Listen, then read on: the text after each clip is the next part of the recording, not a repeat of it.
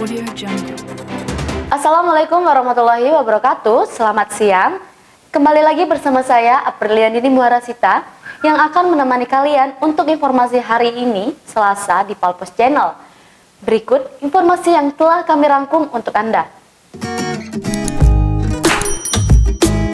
Seorang pria ditemukan mengapung di perairan Sungai Musi dekat Pulau Kemarau, Palembang, Minggu 8 Agustus 2021 sekitar pukul 15:45 waktu Indonesia bagian Barat.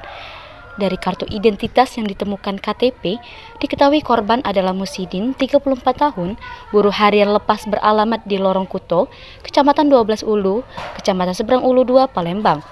Kasat Polairut Polrestabes Palembang, Kompol Dedi didampingi Kanit Identifikasi Ibtu Agus Wijaya membenarkan adanya penemuan jasad korban.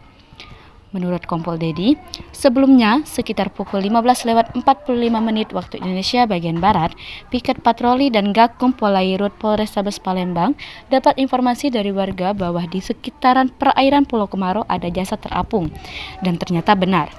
Lalu, jasad korban dievakuasi ke Pelabuhan Bom Baru dan dilakukan pemeriksaan awal oleh tim identifikasi Polrestabes Palembang. Dari hasil pemeriksaan awal, tidak ditemukan tanda kekerasan pada jasad korban. Laporan Mizon Bule untuk Anda. Informasi tadi sekaligus menutup perjumpaan kita pada hari ini. Terus nantikan informasi terbaru yang akan kami sajikan untuk Anda. Saya Apriliandini Muharasita mohon undur diri. Terima kasih. Wassalamualaikum warahmatullahi wabarakatuh.